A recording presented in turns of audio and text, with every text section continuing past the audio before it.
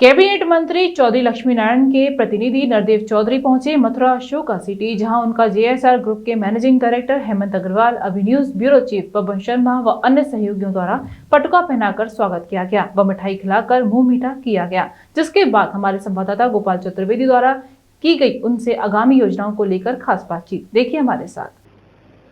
नमस्कार दर्शकों, आप देख रहे हैं अभी न्यूज और आज हम बात करने जा रहे हैं भारतीय जनता पार्टी के इस समय के मुख्यमंत्री योगी आदित्यनाथ की कैबिनेट नए मंत्री बने चौधरी लक्ष्मीनारायण जी के प्रतिनिधि और साथ में भारतीय जनता पार्टी के छाता जिला उपाध्यक्ष नरदेव चौधरी, जिनसे हम बात करेंगे इस जीत को लेकर के। आखिर जो जीत मिली है इसके बारे में क्या कहेंगे। आज एक बार फिर से आपके जो चौधरी लक्ष्मीनारायण जी हैं उनको कैबिनेट में स्थान मिला है, फिर से मंत्री पद मिला है और जीत के लिए शुभकामनाएं पहले आपको। और क्या कहना चाहेंगे जीत को लेकर के? धन्यवाद। ये जो जीत भारतीय जनता पार्टी के प्रत्याशी के रूप में माननीय मंत्री जी को छाता विधानसभा से हुई है, मैं इसके लिए छाता विधानसभा के सभी भारतीय जनता पार्टी के कार्यकर्ताओं, समस्त भारतीय जनता पार्टी के पदाधिकारियों को और छाता क्षेत्र से जुड़े हुए सभी सम्मानित मतदाता बंधुओं को अपनी तरफ से और माननीय मंत्री जी की तरफ से बहुत बहुत धन्यवाद देता हूं कि उन्होंने दिन रात एक करके छाता में कमल खिलाने का काम किया। पिछले 5 साल में प्रत्येक मतदाता ने ये देखा कि छाता विधानसभा में जितना काम पिछले 5 साल में माननीय मंत्री जी के निर्देशन में हुआ, उतना काम पिछले 40 और 50 साल में कभी नहीं हुआ। चाहे सड़कों की बात हो, चाहे पानी की बात हो, चाहे बिजली की बात हो, चाहे क्षेत्र में बच्चों को रोजगार के लिए बात हो, या फिर एक साफ सुथरी और रचनात्मक राजनीति की बात हो, सामाजिक और धार्मिक कामों की बात हो। कोई भी पहलू क्षेत्र में ऐसा नहीं रहा जिसमें मंत्री जी की सीधी सीधी उपस्थिति जनता के बीच में ना रही हो। कोई भी दिन क्षेत्र में ऐसा नहीं गुजरा जब छाता क्षेत्र की पब्लिक की सीधी कनेक्टिविटी मंत्री जी और मुझसे ना हुई हो।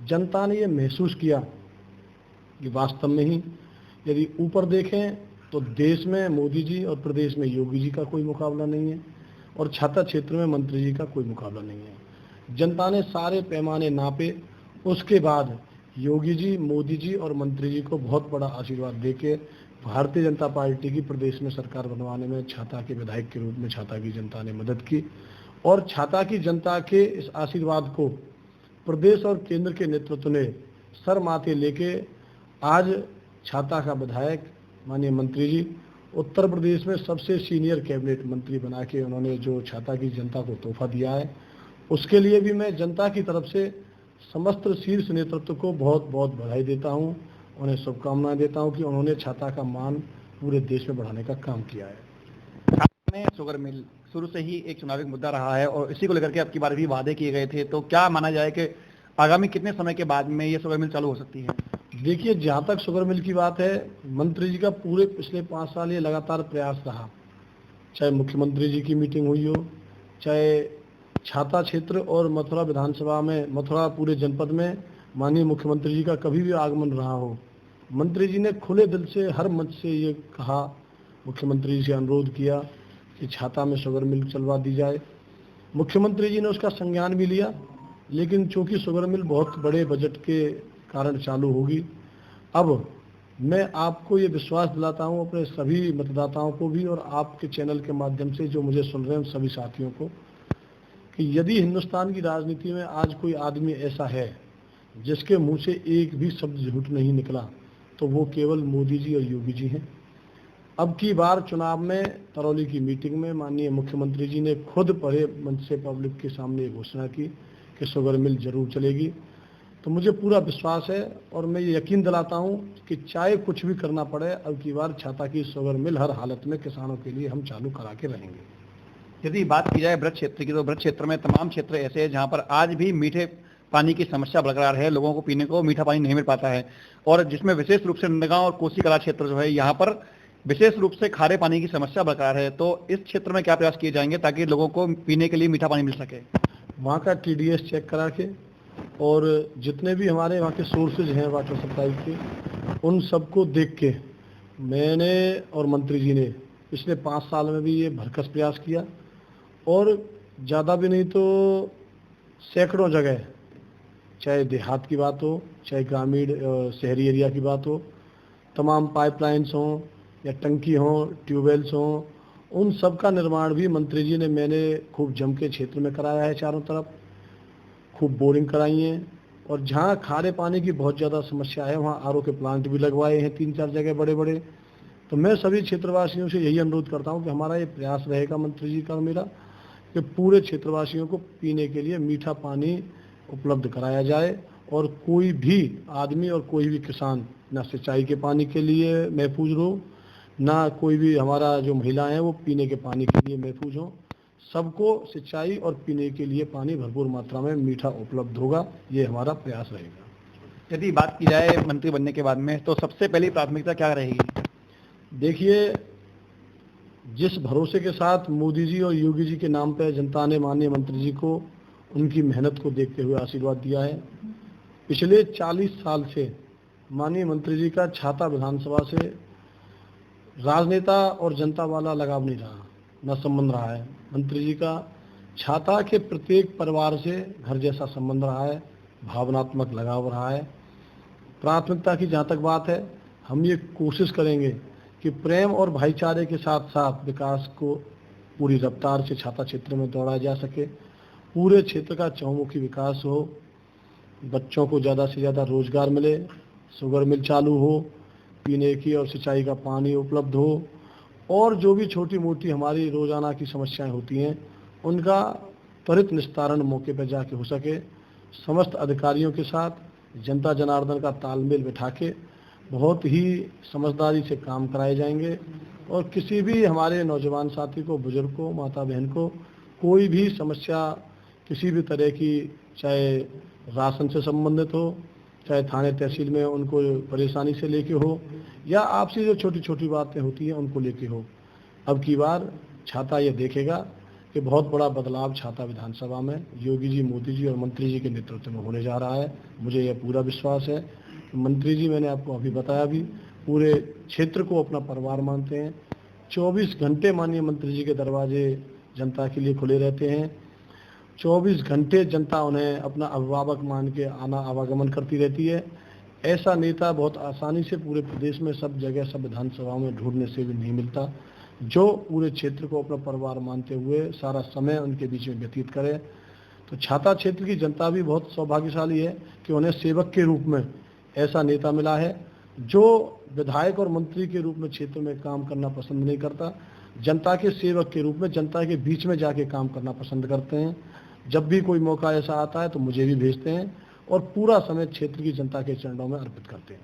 यदि बात की जाए बदलाव की, तो देखा जाता था कि हर बार चुनावों के समय पर, हर 5 साल बाद जब विधायक के चुनाव आते थे तो वहां पर बदलाव होता था और जनता कभी चौधरी साहब को और कभी ठाकुर तेजपाल को मौका दिया करती थी। लेकिन अब की बार ऐसा क्या कुछ कारण प्रमुख रहा जिससे कि जनता ने दोबारा से चौधरी लक्ष्मण जी को दोबारा चुना? देखिए, इसके जो कारण हैं वो आपने क्षेत्रीय भ्रमण के दौरान भी देखे होंगे। छाता विधानसभा क्षेत्र में पिछले 40 साल का ये इतिहास रहा कि एक बार हम, एक बार कोई और, एक बार हम, एक बार कोई और। लेकिन अब की बार जनता मन बना चुकी थी। अब की बार मंत्री जी को ऐसे नेतृत्व के साथ काम करने का मौका मिला जिनकी भ्रष्टाचार को लेके, अत्याचार को लेके और जितने भी हमारे शासन से संबंधित कार्य होते हैं उनको लेके सख्त और साफ जीरो टॉलरेंस की नीति अपनाई हुई जाती थी। उसका एक बहुत बड़ा फायदा मंत्री जी को मिला कि पहली बार उन्होंने खुलकर शीर्ष नेतृत्व के आदेशों का पालन करते हुए काम किया, जनता की सेवा की। और पूरे प्रदेश में और देश में जब से मोदी जी और योगी जी का राज आया है, ये देखा भी होगा आपने कि भ्रष्टाचार बहुत कम हुआ है, अत्याचार कम हुए हैं, जमीनों पर कब्जे कम हुए हैं, गुंडागर्दी खत्म हुई है, बहन बेटियों की सुरक्षा बढ़ी है, उनकी इज्जत बढ़ी है, उनका मान सम्मान बढ़ा है, लोगों में प्रेम और भाईचारा बढ़ा है, जन जन का प्रशासन पे और शासन पे विश्वास बढ़ा है।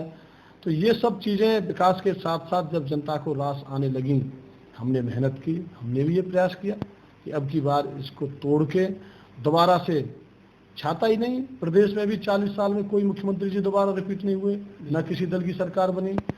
जब प्रदेश में दोबारा से सरकार, योगी जी दोबारा मुख्यमंत्री बने और सरकार रिपीट हुई, तो छाता की जनता ने भी योगी जी में विश्वास व्यक्त करते हुए और मंत्री जी को अपना सेवक मानते हुए छाता में रिकॉर्ड बना के दोबारा से मंत्री जी को जिताने का काम किया।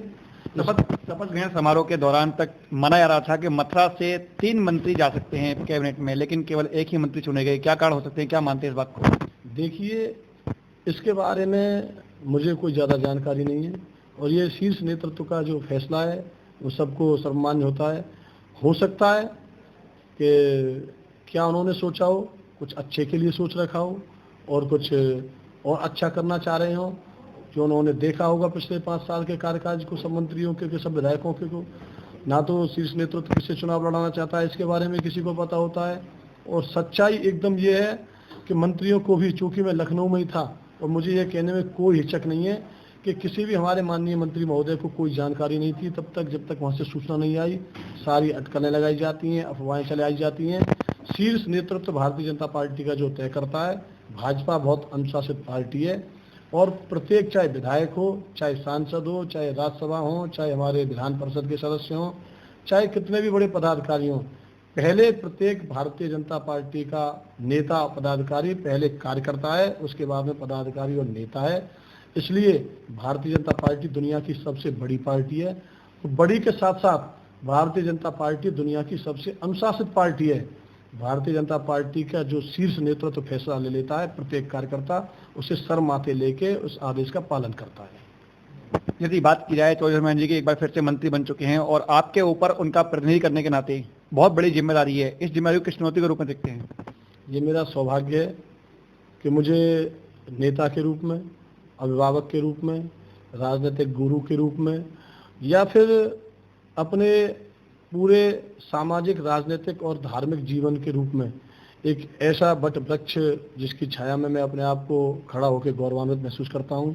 मैंने पहले भी कहा कि माननीय मंत्री जी मेरे सब कुछ हैं, गुरु भी हैं, पिता भी हैं और जब भी मुझे ज़रूरत पड़ती है तो उन्हीं से मैं सलाह भी लेता हूँ, उनके हर आदेश का पालन करता हूँ। जो जिम्मेदारी जनता ने और मंत्री जी ने मुझे काबिल समझ के दी है, मैं ये विश्वास दिलाता हूँ मंत्री जी को आपके चैनल के माध्यम से और जनता को भी कि उस जिम्मेदारी को मंत्री जी का जो अक्षर से पालन, मेरा उनके आदेश का करना मेरा परम कर्तव्य है। जनता की सेवा करना मेरा परम कर्तव्य है। मैं जब तक मेरी जान में जान रहेगी, मेरे अंदर एक भी सांस बाकी रहेगी, माननीय मंत्री जी की और छाता क्षेत्र और भारतीय जनता पार्टी की सेवा इसी तरह करता रहूँगा और कोई भी ऐसा कार्य मुझसे ना हो जिससे भारतीय जनता पार्टी, मंत्री जी और जनता के बीच में मुझे दोबारा जाने में गर्व महसूस ना हो, ये कोशिश करूँगा। पुनः जितने भी हमारे क्षेत्र के काम हैं, चाहे गरीबों के राशन की बात हो, चाहे सड़कों की बात हो, चाहे पानी की बात हो, चाहे बिजली की बात हो, एक एक चीज़ को गली गली, घर घर जाके ढूंढूंगा, क्या कमियां हैं, क्या काम होने चाहिए। उन सब कामों को प्राथमिकता के साथ जनता के बीच में कराना ये मेरी जिम्मेदारी बनती है। चाहे मुझे मंत्री जी से अनुरोध करना पड़े, चाहे मुझे अधिकारियों से अनुरोध करना पड़े, मैं माननीय मंत्री जी की गर्दन को और ऊपर करना चाहता हूँ अपने कर्मों के अनुसार। ये मेरा प्रथम लक्ष्य रहेगा। तो दर्शकों, आपने देखा कि हमारे साथ मौजूद थे नरदेव चौधरी, जो कि इस समय भारतीय जनता पार्टी के जिला उपाध्यक्ष हैं। मैं अपने सहयोगी आकाश बंसल के साथ गोपाल चतुर्वेदी, अभी न्यूज। विश्व स्तरीय चिकित्सा सुविधाओं से युक्त JP diagnostics, radiology and pathology centre, Mathura का पहला complete radiology and pathology diagnostic facility से सुसज्जित। Doctor Deepak Agarwal and doctor Nidhi Agarwal, JSR tower, Govardhan crossing, NH 90, Mathura.